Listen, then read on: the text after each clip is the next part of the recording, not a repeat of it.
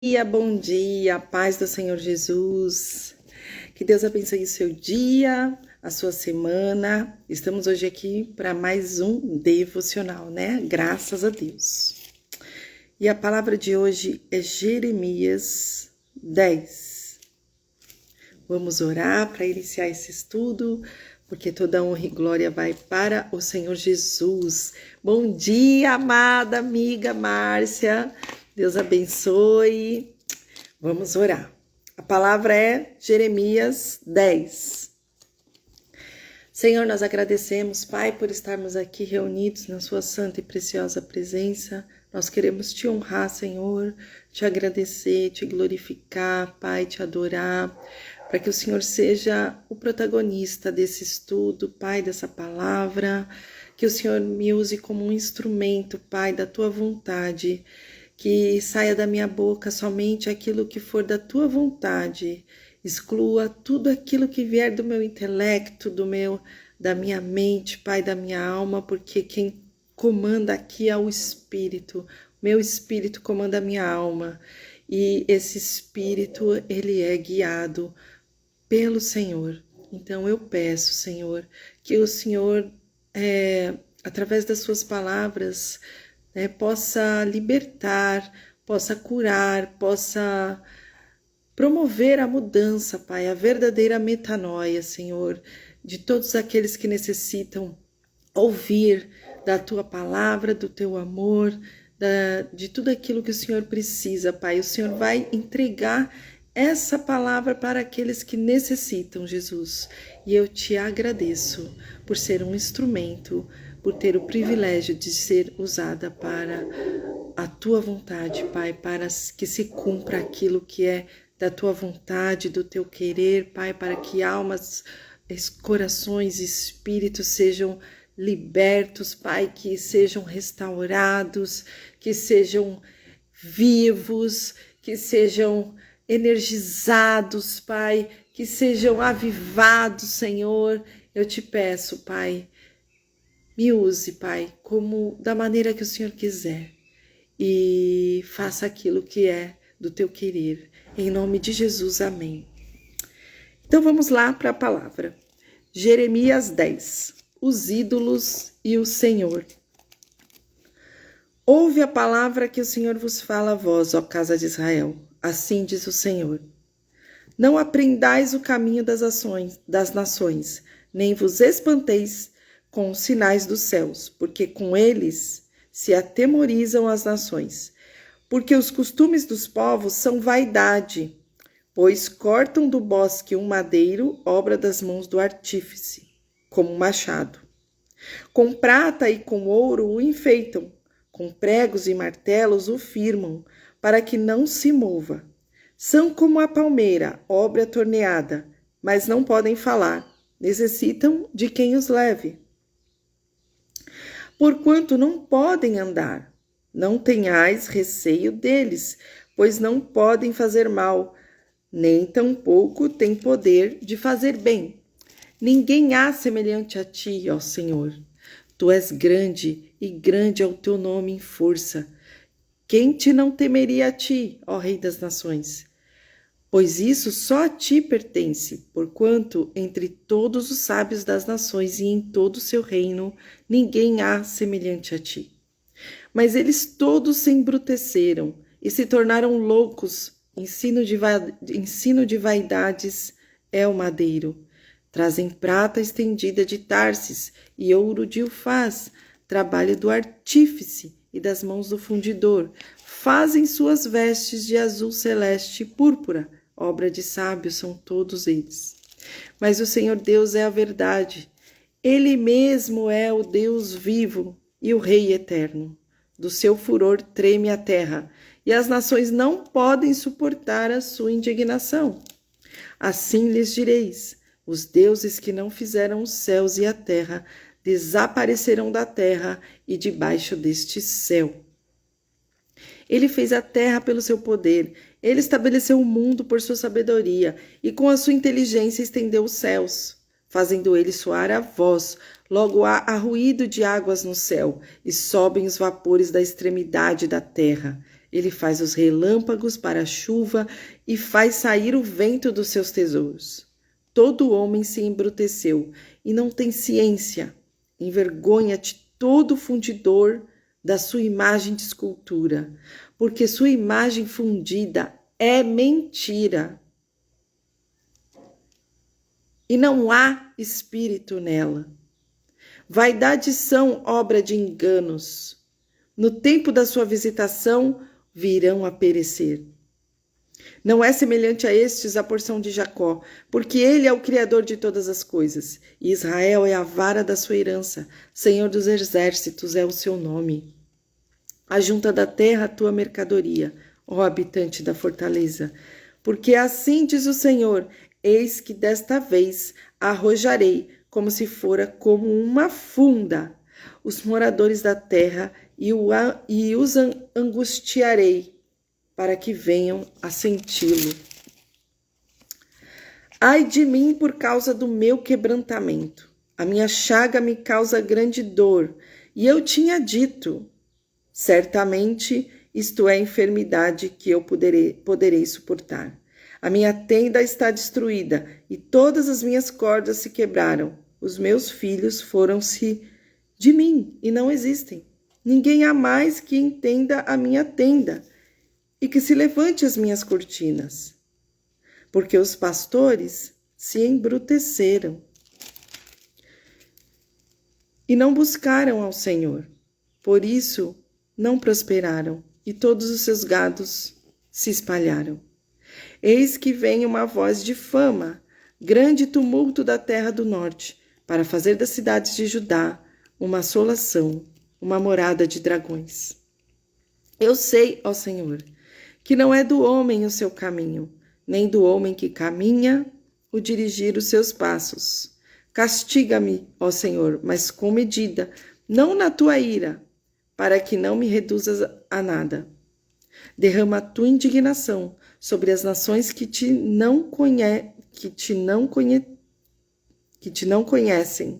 e sobre as gerações que não invocam o teu nome, porque devoraram a Jacó, devoraram-no e consumiram-no e assolaram a sua morada. Jeremias 10:10 especialmente.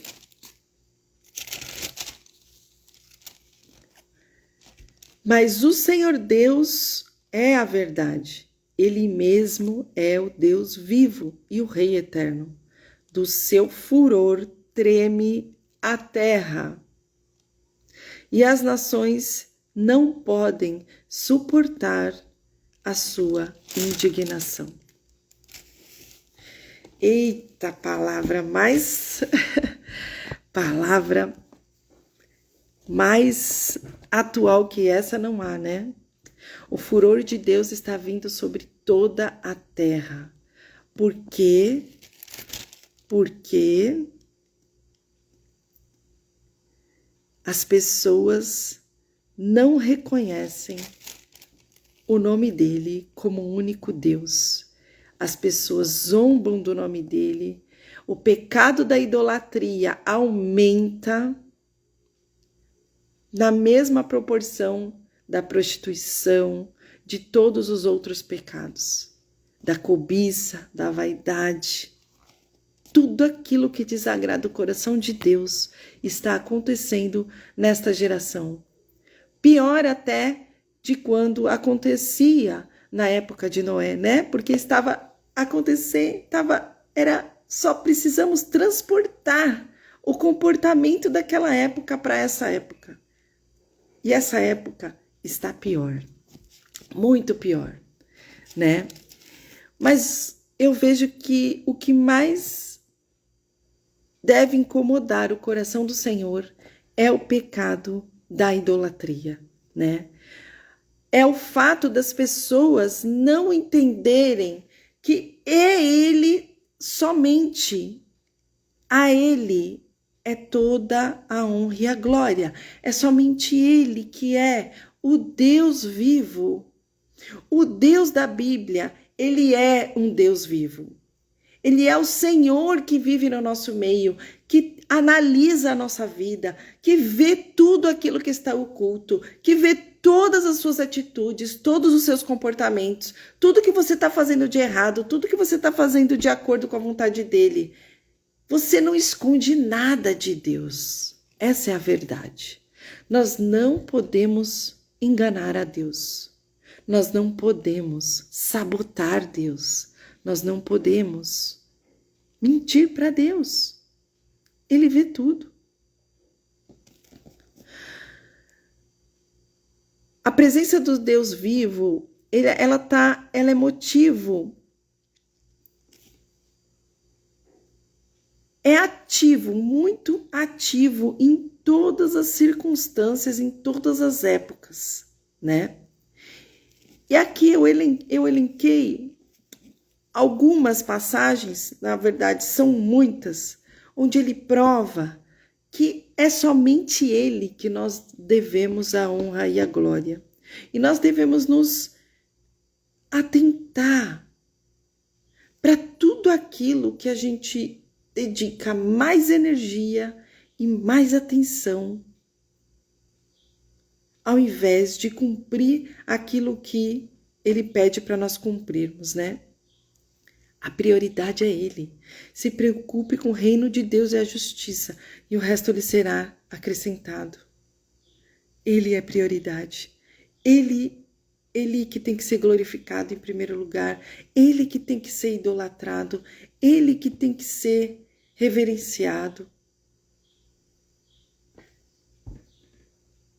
As pessoas hoje não param nem para orar. Tudo ao nosso redor está sendo mais importante do que estar na presença de Deus. Sendo que nada é mais importante que isso. Óbvio que a gente não vai parar a nossa vida toda para fazer. Mas Deus é mais importante. É Ele que vem em primeiro lugar. É somente a Ele que devemos a honra e a glória. Não podemos acreditar em imagens, esculturas. Como está aqui? Idolatrar pessoas, idolatrar situações, deixar Deus em segundo lugar. Por mais que a gente tenha uma vida corrida, uma vida cheia de situações, em que momento você se posiciona como era Daniel? Daniel estava lá, num banquete com os reis, ele era um homem posicionado com Deus, podendo, né, até sofrer as consequências desse posicionamento. Mas a preocupação dele era estar agradando a Deus. E hoje as pessoas não têm isso. Muitas vezes vai para a igreja, seguem toda uma obrigação vai para a igreja como se fosse uma obrigação, está indo pela força do hábito, mas não porque ela está andando no posicionamento, em obediência, agradando aos olhos do Senhor, renunciando às coisas do mundo que não desagradam a Deus, porque você vai ter tudo, você vai viver, só que você tem que viver de acordo com aquilo que agrada a Deus. Você vai lutar para não cair nas tentações, para não cair nos pecados, para não perder a sua salvação, né? O que eu tenho mais visto são profetas sonhando com arrebatamento. Crianças, profetas, todos eles estão sonhando com arrebatamento. E muitos deles, inclusive pessoas de presença, tá? De muita presença, sonharam que ficaram aqui na terra, que eles não estavam indo com Jesus. E eles falam claramente que a dor de não ir, de ficar, Não tem explicação. Deus está trazendo em sonhos para muitos profetas a sensação de angústia, mas a angústia mais terrível que possa existir, que eles choram até. A sensação de ficar. Porque não se consertam. E é isso que vai acontecer. É isso que vai acontecer, porque as pessoas estão preocupadas com o mundo, ao invés de andar alinhadas com Deus, né? Em Josué 3, versículo 10, às vésperas de atravessar o Rio Jordão, a pé enxuto, Josué se dirigiu ao povo, dizendo: nisto conhecereis que o Deus vivo está no meio de vós e que de todo lançará de diante de vós os cananeus, os heteus, os heveus, os ferezeus, os gigazeus, os amorreus e os jebuseus. Quando ele cita Deus vivo, Josué ele está querendo enfatizar a presença de um Deus ativo no meio do seu povo. Da mesma forma, o nosso Deus ele é ativo no nosso meio também. Ele é ativo no nosso meio. Em contraste com um Deus morto, simbolizado por uma imagem de escultura em forma de animais ou pessoas, transportado pelas nações pagãs que saíam para pelejar contra Israel. Daí que está a origem de esculturas, né? Que a gente vê em outras doutrinas. Vem de uma religião pagã, vem de uma situação pagã, totalmente contrário a Deus. Ele abomina isso. Em 1 Samuel 17, versículo 26, após ouvir o gigante Golias afrontar o Deus vivo, Davi afirmou: quem é, pois, este incircunciso filisteu para afrontar os exércitos do Deus vivo? De novo, profetas estão dizendo, né? É claro que a gente não pode acreditar em qualquer profecia.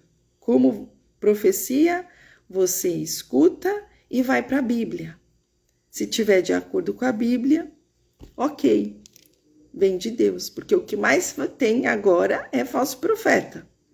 Então, o Deus vivo, ele não aceitará a afronta.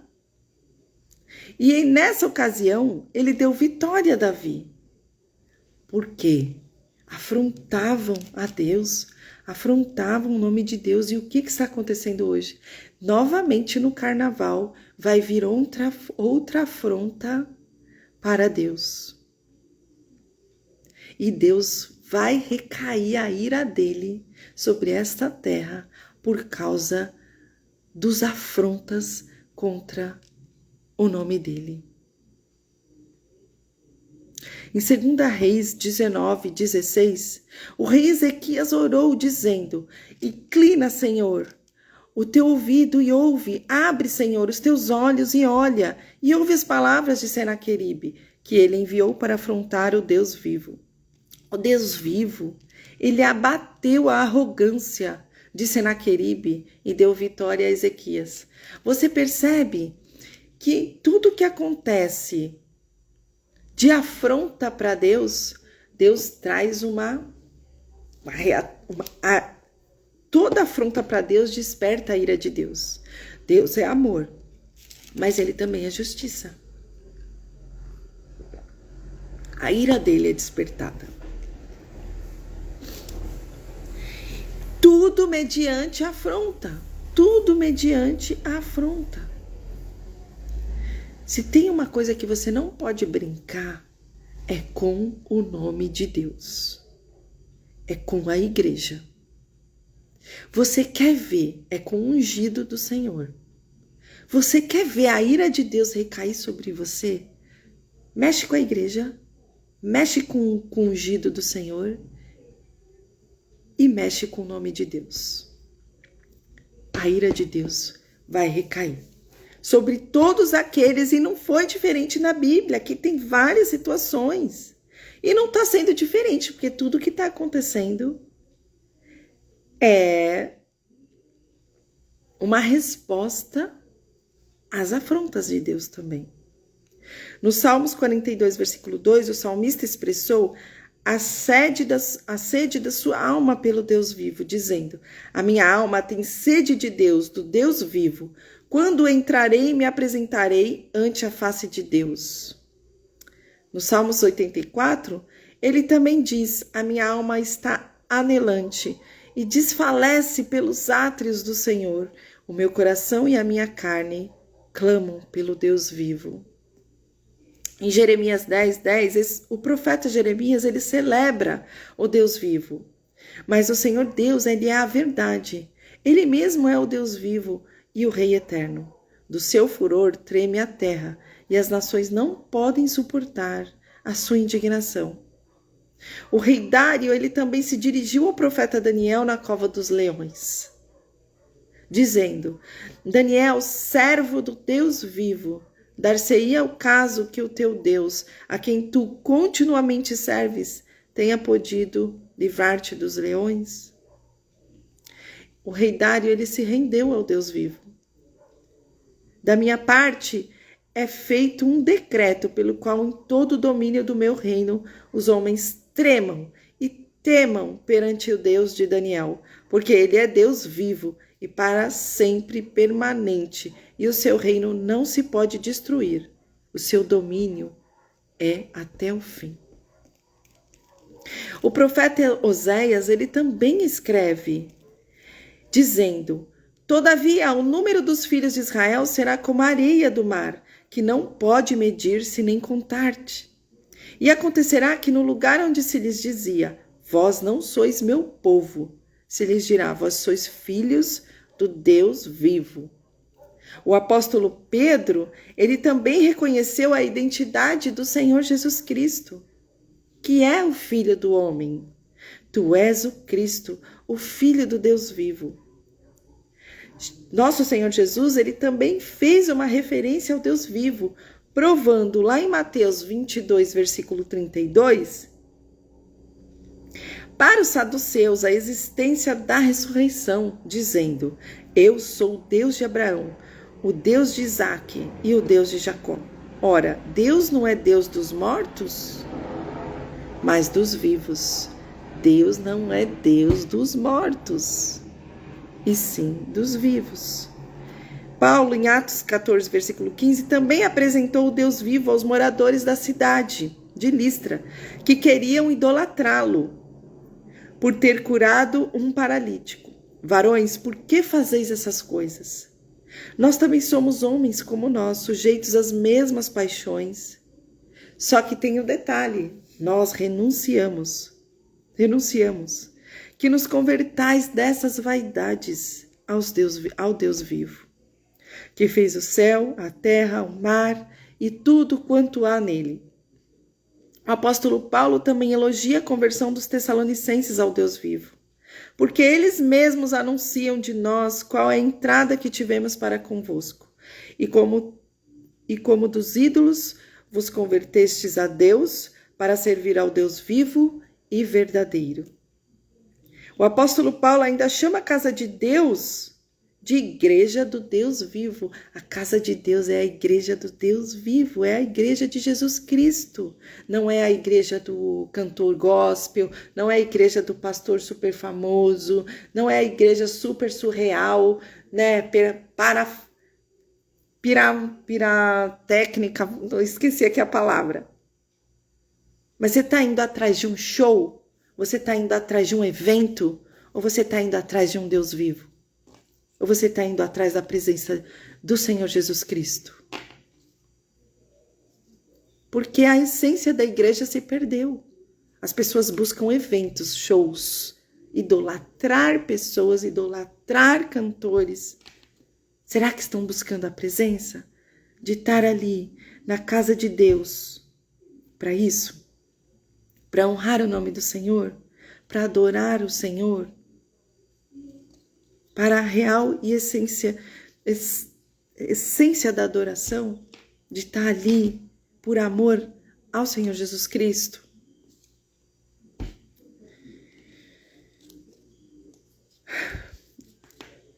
Mas se tardar, para que saibas como convém andar na casa de Deus. Como convém andar na casa de Deus? Qual o comportamento que você tem que ter? Ontem a pregação do culto da manhã foi uma bênção do pastor Elson, lá na nossa igreja, na Igreja Presbiteriana Independente.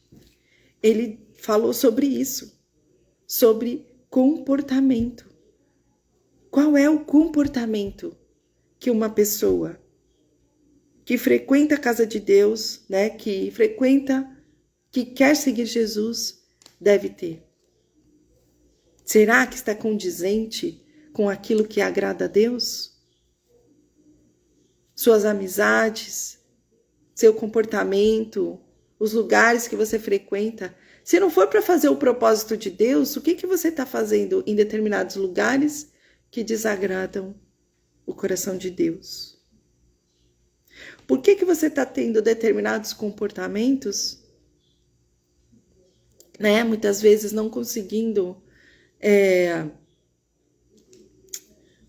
vencer as tentações, não conseguindo vencer os desejos da carne, querendo acelerar processos que, na verdade, Deus ele quer tratar em você. Porque a pessoa que não tem domínio da própria carne, ela não vai ter domínio de nada na vida dela. O domínio próprio, ele é um fruto do Espírito, né?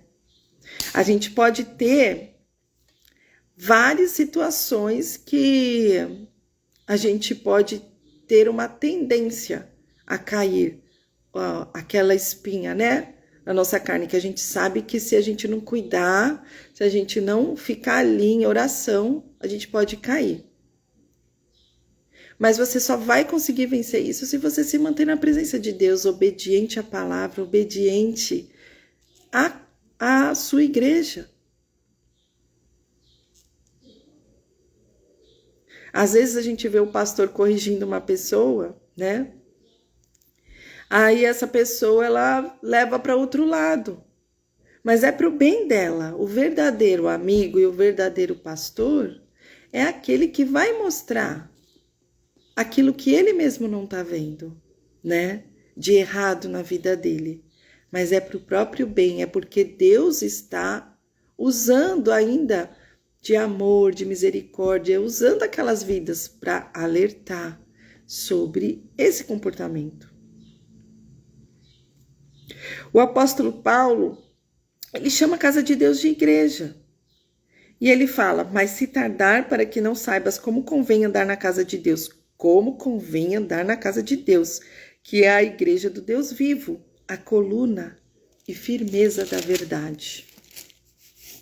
Então, você vai ouvir a verdade, né?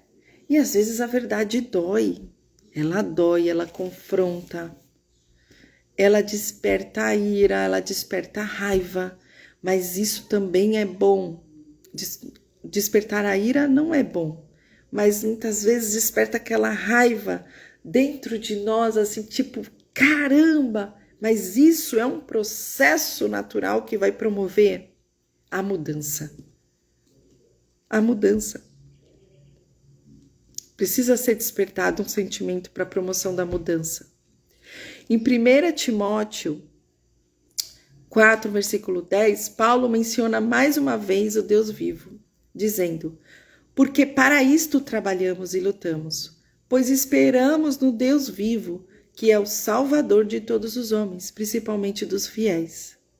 Nós fomos purificados de obras mortas, para servirmos o Deus vivo. Nós fomos purificados e Deus não vai celebrar as nossas conquistas. Ele vai nos mimar, sim, bastante. Se for da vontade dele, vai trazer muitos mimos, vai trazer muitas conquistas. Mas ele não celebra isso, ele abençoa com isso. Ele celebra as nossas renúncias. As nossas renúncias. É isso que Deus celebra. É aí que Deus nos testa. Será que a gente é capaz de renunciar tudo por Ele? Será? Porque vai chegar essa hora que vai chegar o momento que todos nós seremos confrontados, né? Se nós formos arrebatados, mas vai chegar o momento de perseguição. E tá próximo isso, tá muito próximo. E aí? Até que ponto você é capaz de renunciar? Até que ponto você é capaz de estar lá na frente com seu pastor? Eu falei isso na célula também. De estar lá junto, dando cobertura para o seu pastor para que ele não seja preso, para que ele não seja... Será que teremos essa fidelidade com Jesus e com os nossos líderes? Nós fomos purificados de obras mortas para servirmos o Deus vivo. Nossa função, nosso propósito nessa terra é esse: servir o Senhor Jesus. Servir em tudo que a gente faz. Servir ao propósito de Deus. Eu postei lá vi uma postagem de um Reels, né? Dizendo que o Michael Jackson, ele cantava na igreja. A Katy Perry, né? Cantava na igreja. Tem uma outra aí super famosa também. Todos eles tinham em comum isso, cantar na igreja. Mas aí o propósito se perdeu. Eles estão super famosos hoje, conquistaram, tal. Mas eu te pergunto, valeu a pena usar um dom tão lindo, tão precioso?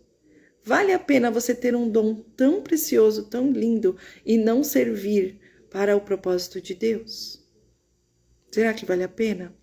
Esse cantor que faleceu teve algo de muito lindo que ele deixou, de uma profecia que foi dada para ele lá pela Camila Barros. Camila Barros falou que ele era a única, ele era coisa muito linda, o que demonstra que esse meio está se perdendo. O pecado da idolatria tá crescendo dentro da igreja e ninguém está percebendo isso.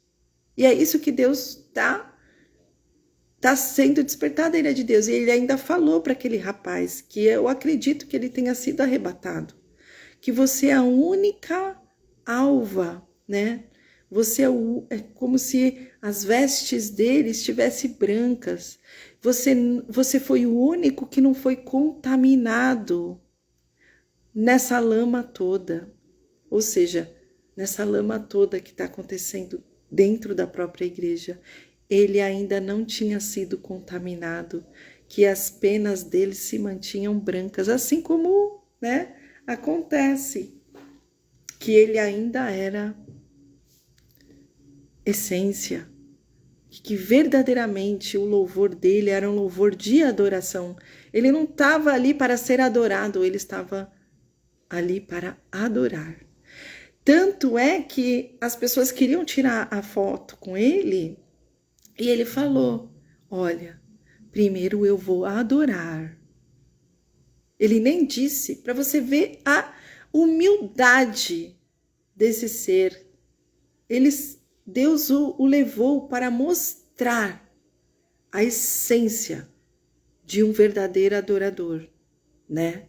Porque não tem causa mortes, não foi revelada, não conseguiram identificar a causa da morte dele. Não tem explicação pela medicina. Ele simplesmente não foi parada cardíaca, nada, não explicam. Os médicos simplesmente causa desconhecida.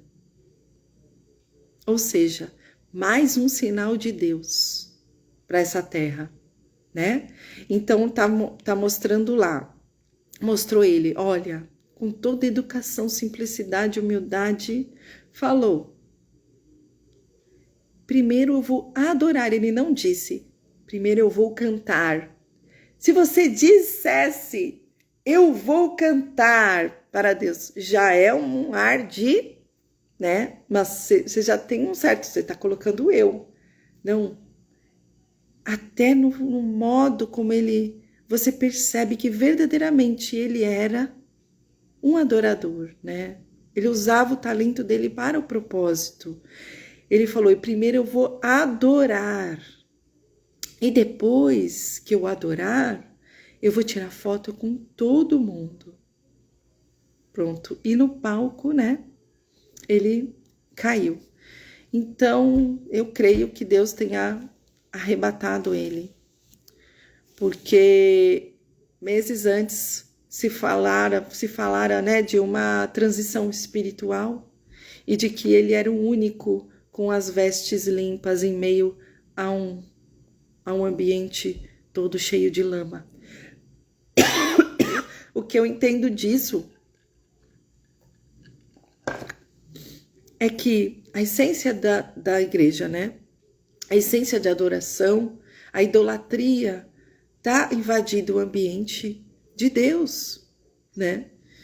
A casa de Deus é a casa de oração, de adoração, e não de idolatria, né?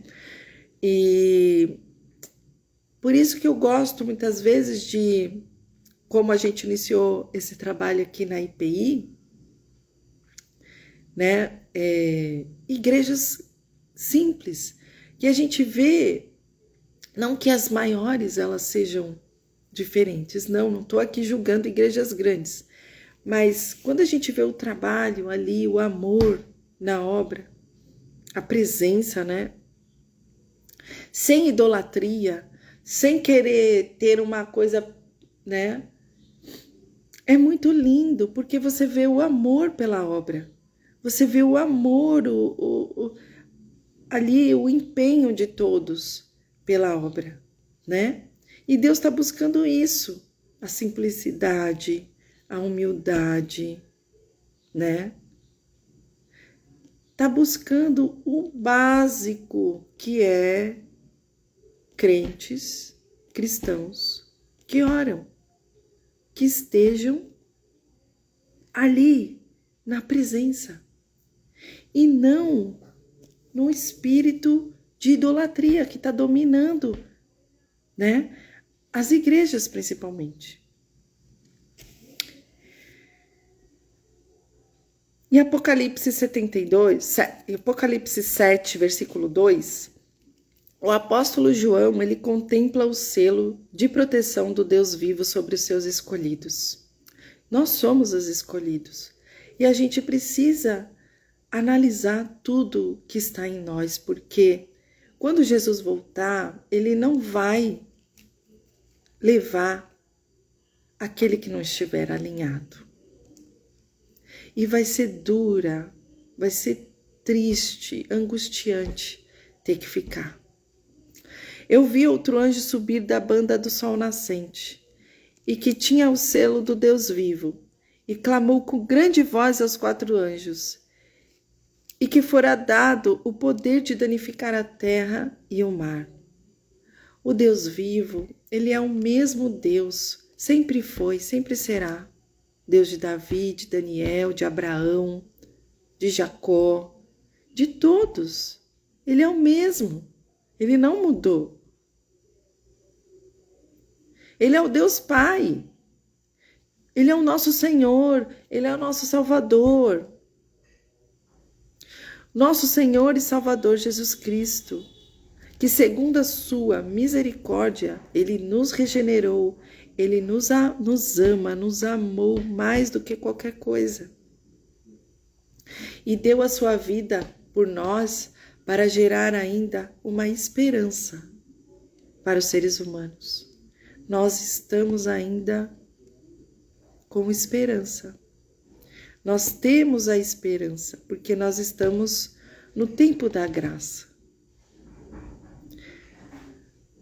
A esperança vai acabar. O tempo da graça vai acabar. Já imaginou um mundo sem esperança? Sem esperança. O Deus vivo, ele é aquele que vive para todo o sempre. Ele é o Rei dos séculos, ele é imortal, ele é invisível, ele é o único Deus, Pai Todo-Poderoso. Então, toda a honra, toda a energia, toda a glória, todas as premissas, tudo é para Ele. O seu trabalho é para o propósito dEle, a sua vida é para o propósito dEle, a sua família é para o propósito dEle. Para Ele seja toda a honra e toda a glória, para sempre. Amém. Que Deus abençoe o seu dia. Primeiro lugar é para Deus. Não se esqueça disso. É toda a honra e toda a glória para Ele. Se afaste de ambientes onde Deus não esteja presente. Se não for para você fazer algo para Deus nesse ambiente, implantar a sua semente, a semente do reino, você não tem que ficar ali. Que Deus abençoe o seu dia. Até amanhã! Tchau, Sueli, a paz do Senhor, minha amiga Márcia, maravilhosa, a paz, amiga. E foi quem entrou aqui também, Adriana, Sueli, minha amiga Márcia, Selma. Deus abençoe, viu? Deus abençoe o dia de vocês. Até amanhã. Vou fazer uma série aqui também sobre prepare-se para a guerra, tá? Vamos nos preparar para a guerra. Temos que estar preparados para essa guerra, essa batalha espiritual. Então, vou esclarecer muitas coisas para vocês. Deus abençoe o dia de vocês. Tchau! Ligo sim, amiga. Beijos. Tchau, Deus abençoe.